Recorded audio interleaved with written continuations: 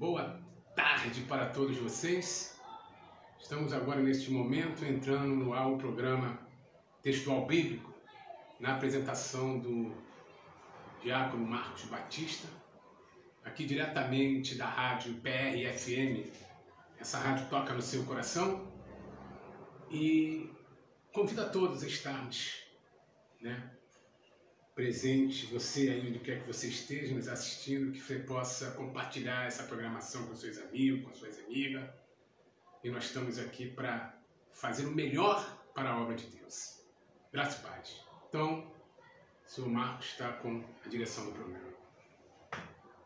Boa tarde, Pai do Senhor, povo de Deus, louvado seja o nome do Senhor. Quero agradecer a Deus mais uma vez pela minha vida, pela tua vida, pela oportunidade de nós estarmos aqui nesse lugar mais uma vez, já no seu 5º programa textual bíblico. Vocês podem estar percebendo pela ausência do diácono Ronaldo, mas pela graça do Senhor, misericórdia do Senhor, toda honra, toda graça seja feita a Ele. O diácono Ronaldo já está em uma missão profissional, levando para sua casa o suor, o sustento da sua casa, com o suor do seu rosto. Por isso ele não se encontra mais uma vez aqui, mas em breve estará aqui novamente conosco, nos ajudando. Mas hoje estamos aqui, com a presença do Senhor em primeiro lugar nesse programa, comigo que vos falo, o pastor Jorge Gomes.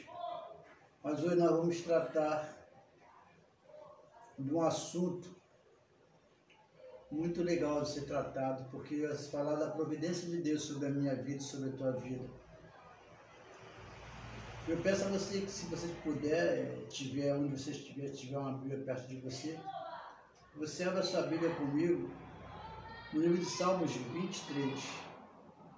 Salmos 23. Confesso a você que estou aqui pela misericórdia do Senhor, pela graça do Senhor, buscando força no Senhor, para continuar falando do amor, da graça, da palavra dele, e acreditando no Deus que supre as nossas necessidades. Graças a ele, posso estar aqui, disposto a dar o melhor para ele, para a obra dele, em nome de Jesus. Salmos 23 diz assim: O Senhor, meu pastor, de nada terei falta. Em verdes pastagens me faz repousar e me conduz às águas tranquilas. Restaura-me o vigor, guia-me das veredas da justiça, por amor do seu nome. Mesmo quando eu andar por um vale de trevas e morte, não temerei perigo algum, pois tu estás comigo. A tua vara e o teu cajado me protegem. Preparas um banquete para mim, à vista dos meus inimigos. Tu me honras, ungindo a minha cabeça com óleo e fazendo transbordar os meus cálices. Sei que a bondade e fidelidade me acompanharão todos os dias da minha vida, e voltarei à casa do Senhor, enquanto viver. Louvado seja o nome do Senhor.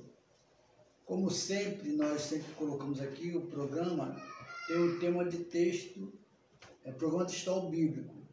Mas toda vez que nós vamos abordar algum texto, nós também damos um segundo tema. E o tema para esses salmos é: tenha calma. Tenha calma. Essa é a palavra que Deus tem colocado no meu coração esses 2 dias, pedindo para que eu tenha calma.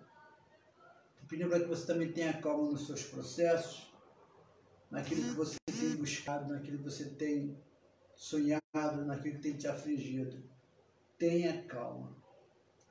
Na verdade, esses Salmos de 23 é um salmo onde Davi ele compõe enquanto cuida das ovelhas do seu pai. É um salmo onde Davi ele vai a compor esse salmo enquanto ele estava ali cuidando das ovelhas do seu pai. E esse Salmos, ele é o salmo mais conhecido, mais querido dos salmos, de todos os salmos. Todo mundo, na verdade, lembra do primeiro versículo: Senhor, meu pastor, e nada me faltará. Independente de religião, todos, 99% do mundo, da população devoção, que gosta de ler, ele conhece esse salmo, conhece o primeiro versículo. Se você observar, quando você faz visita a alguns lugares, alguma residência, algum lugar onde tem um amigo, um colega, uma família, algumas pessoas têm a Bíblia aberta e está lá no Salmo 23, que fala que o Senhor é meu pastor e nada me faltará. E essa poesia composta por Davi, ela foi composta quando ele já estava ali na corte de Saul. É o momento em que Davi está ali compondo essa poesia. E aí, no momento em que ele está ali na corte de Saul, e logo depois de ter matado o gigante Golias. Então você começa a observar que Davi ele vinha de uma batalha, né? Ele vinha uma batalha dura, né? Ao vencer Golias. E ali eu creio que esse salmo está baseado naquela batalha que ele teve com o gigante Golias. E ele fala que o Senhor é o pastor dele.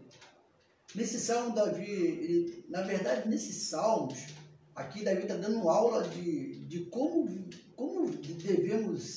deve ser a nossa fé. Nossa fé deve ser uma fé simples. Davi dá aula de como deve ser a nossa fé com esse salmo. Uma fé simples. Na verdade, essa fé simples, na verdade, ela é uma fé como a das crianças. Uma fé que Jesus apontou como o tipo de fé mais verdadeira. Em Marcos capítulo 10, versículo 13 e 16, você vai observar como Jesus aponta como uma fé das crianças, uma fé mais verdadeira. E quando Davi está escrevendo esse Salmos 23, Davi tinha apenas 16 anos. Ele tinha sido ungido pelo profeta Samuel, mas ainda não tinha assumido o trono. Mas, Marcos, quando você quer chegar com toda essa introdução, com toda essa composição, com todo esse contexto, eu quero chegar no momento em que nós vamos começar a aplicar esse salmo. Todo esse contexto apresentado para você se identificar com o salmo e entender aonde nós queremos chegar. Nós queremos chegar dentro de uma fé verdadeira, dentro de uma fé aonde Jesus, o nosso Deus, o nosso pastor, o maior pastor que é Deus, possa nos identificarmos com uma fé de criança. Diz a palavra do Senhor, se você observar em Marcos, eu vou ler Marcos capítulo 10 para você, que diz assim, capítulo 10, versículo 13, que diz assim: Alguns traziam crianças a Jesus para que ele tocasse nelas, mas os discípulos repreendiam. Quando Jesus viu isso, ficou indignado e lhe disse: Deixe vir a minhas crianças, não impeçam, pois o reino de Deus pertence aos que são semelhantes a elas. Quero que você entenda com essa passagem é que a nossa fé verdadeira está baseada e firmada numa fé de criança. A palavra do Senhor fala que o reino de Deus, as crianças herdarão o reino de Deus. E quando nós nos baseamos com uma fé como essa, nós entendemos que só essa fé para nos conduzirmos ao céu, é nos levar a sentar ao lado do trono do Pai. Mas enquanto nós estivermos aqui, eu vou fazer uma pergunta para o pastor Jorge Gomes, já que ele é o pastor, e você preste atenção nas respostas. Pode haver divergência, mas a palavra do Senhor vai nos relatar a realidade do que é a palavra do Senhor. Eu pergunto para você, quem é o teu pastor maior? Eu estou perguntando ao pastor Jorge Gomes, vai te responder, quem é o nosso pastor maior? Você responde para você mesmo aí. Reflita. Quem é o teu pastor maior? Nós temos o pastor das igrejas, o pastor local, o pastor presidente, o anjo da igreja. Esse é o pastor que nos auxilia aqui nessa terra, que nos pastoreia. Mas quem é o teu pastor maior? Pastor Jorge, quem é o pastor maior do povo de Deus, das ovelhas de Deus? Nosso pastor é o nosso Jesus, né? Que nos traz esse salmo. Eu estou até aqui lendo algumas matérias sobre esse salmo. E você vê que o Salmo diz aqui que, né, a palavra diz assim, vamos ler aqui, o Salmo diz assim: o Senhor é meu pastor, nada me faltará. Deitar-me-ei faz em verdes pastos, guia-me mansamente às águas tranquilas, refrigera minha alma, guia-me pelas veredas da justiça, por amor do seu nome. Ainda que eu andasse pelo vale da sombra da morte, não temeria mal algum, porque tu estás comigo. A tua vara e o teu cajado me consolam. Preparas uma mesa perante a mim na presença dos meus inimigos, unge a minha cabeça com óleo, meu cálice transborda. Certamente que a bondade e a misericórdia me seguirão todos os dias da minha vida. Habitarei na casa do Senhor por longos os dias. O Salmos 23, ele é um dos salmos muito falado, muito comentado na Bíblia, né? Tem pessoas até que falam o salmo errado. Tem pessoas que falam: o Senhor é meu pastor e nada me faltará. Não é isso? O Senhor é meu pastor, nada me faltará. Não tem um E, não. Amém? E aí, o interessante desse salmo, que esse salmo foi escrito pelo Davi, pelo nosso querido Davi, e num momento, né,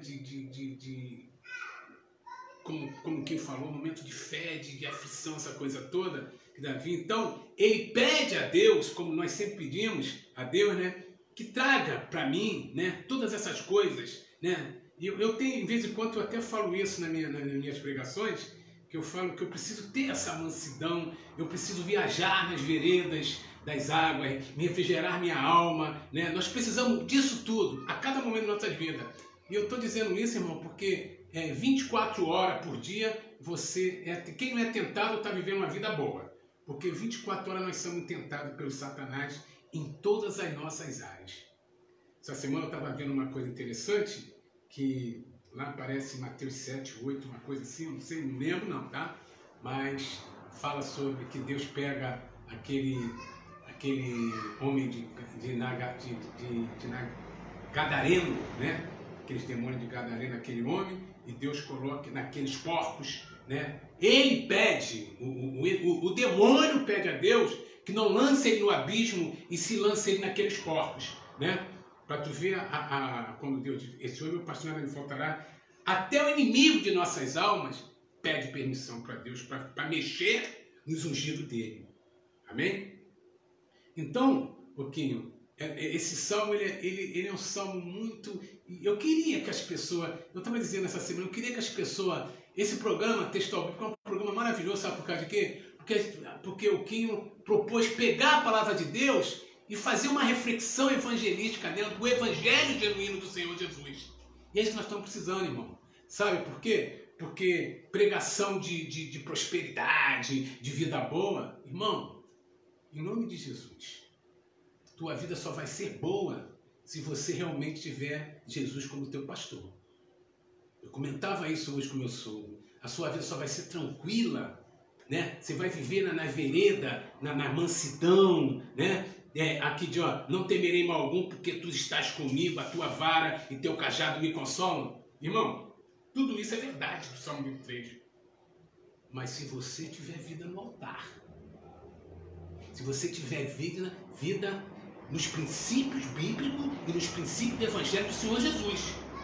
Porque se não tiver, irmão, me perdoe dizer isso para vocês, não vai adiantar não, irmão. Não vai adiantar não. E hoje, eu estava vendo as pregações de hoje das igrejas pentecostais, neopentecostais, pregam felicidade, coisas boas, maravilha. Tudo isso existe para nossas vidas, existe. Eu não estou contra isso não, irmão.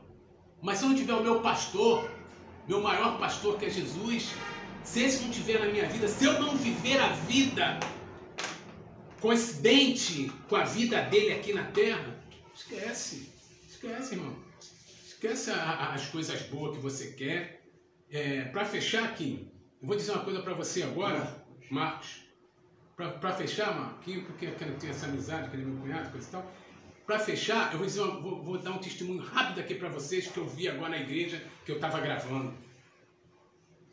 Que Deus, presta atenção, irmão, Deus não está preocupado com o teu dinheiro, com a sua grandeza, com as suas coisas boas, com o seu carro do ano. Você pode ter tudo isso na tua vida. Deus não é contra isso não, mas que tenha tudo isso na presença de Deus. Deixa eu te contar um testemunho interessante que o pastor falou e foi comovente na igreja ontem. Foi no sábado, no culto da igreja do meu querido pastor Joel. Um abraço, meu querido pastor Joel, da igreja Ministério Pescadores de Homens, lá de Realengo. E o pastor disse o seguinte, ele prega nos estados, ele foi pregar em Vitória, Espírito Santo. Quando chegou em Vitória, Espírito Santo, o pastor que chamou ele para pregar pagou uma passagem de avião na primeira classe para ele ir para Vitória pregar.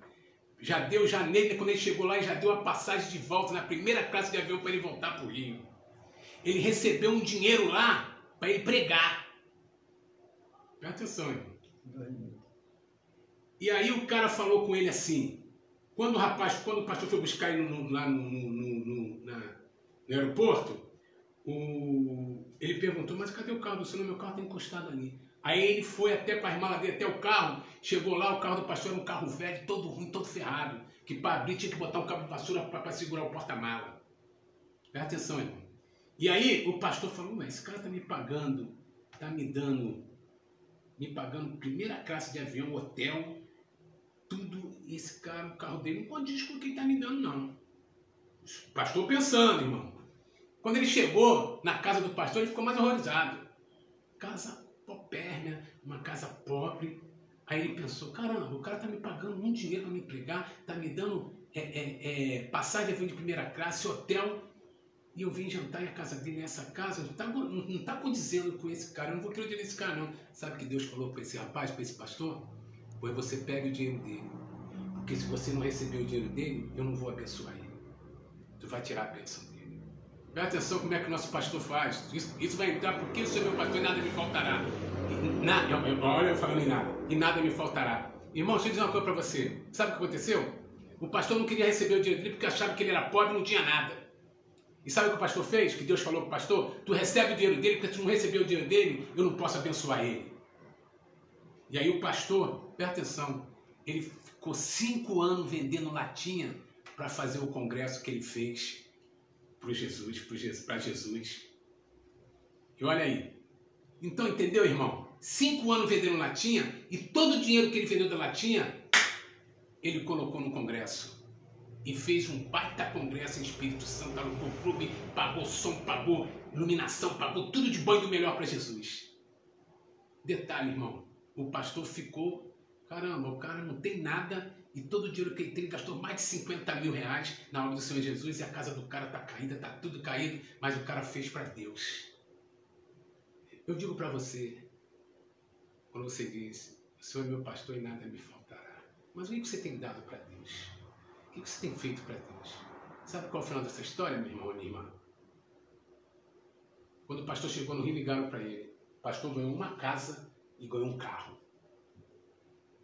Mas ele não foi na intenção de ganhar casa nem carro, não. As pessoas viram o que ele fez e Deus prosperou na vida desse pastor. Então, meu irmão, deixa eu dizer para você, o Senhor é meu pastor e nada me faltará. Realmente não vai te faltar nada. Mas tu tem que ser digno com Deus, fiel a Deus. Amém? Eu estava aqui observando as colocações do pastor Jorge e estava tentando encaixar esse tema, tenha calma, junto à aplicação desses salmos. Eu tenho um pastor abençoado, um abraço meu pastor Dejaí, onde eu posso contar ali com ele a hora que eu precisar, ele tiver condições de me ajudar. Mas eu não posso depositar todas as minhas convicções nele. Eu posso acreditar que ele está comigo e vai me ajudar. Mas eu não posso depositar todas as minhas convicções neles, acreditando que o que eu precisar, com certeza eu vou receber. Vou te ser sincero contigo. Nem com Deus, nem tudo que você precisar você vai receber. Porque muitas coisas que nós precisamos na nossa cabeça, na nossa mente, Deus já olha para nós e fala assim, você não precisa disso. Por isso eu não vou te dar. Aí eu entendo que o meu pastor é uma bênção e aquilo que eu precisar, e o pastor maior falar com ele, dar a ele que ele realmente precisa, eu vou receber. Mas aquilo que eu não precisar, o pastor maior vai falar para ele, não dá a ele, que ele não precisa. Então eu quero que você entenda nessa tarde, o pastor dos pastores, nosso Deus, ele é fiel para cumprir tudo aquilo que ele prometeu na tua vida. A promessa nesse Salmos 23 é que ele nos guarda e é que ele te sustenta. O Salmo 23 está dizendo aqui, o Senhor meu pastor, de nada terei falta, em verdes pastagem me faz repousar e me conduz a águas tranquilas. Ele te guarda, meu querido. O nosso pastor maior nos guarda, nos sustenta, mas é como o pastor Jorge falou. Você tem vida no altar. Você tem que colocar a tua vida no altar. E se prostrar diante do teu pastor maior, falado para ele, Senhor, me perdoa, tenha misericórdia de mim, me dá mais uma oportunidade, me dá mais uma chance. Por que eu não consigo entender, tirando por mim, que eu tenho liberdade para falar de mim, que muitas das vezes faço tudo errado, muitas das vezes penso errado, ajo errado, tenho reações erradas, muitas das vezes falando de mim, não consigo guardar a mansidão que o Espírito Santo de Deus deposita em mim e tomo decisões, escolhas, defesas erradas. Será que se eu não tivesse a percepção de que eu fiz tudo errado, que eu errei, se eu não tivesse a convicção que existe um Deus maior para eu dobrar o meu joelho, me arrepender, pedir por misericórdia, será que eu não tivesse tudo isso? Será que esse Deus maior, esse pastor maior, continuaria me guardando? Me dando pastos verdes, me conduzindo por águas tranquilas? Ou será que o inimigo da minha alma teria tirado proveito disso aí e me afundado nas profundezas do inferno aqui na terra? Porque o inferno não é só lá não, o inferno é aqui na terra também. Por isso o tema, tenha calma, tenha calma.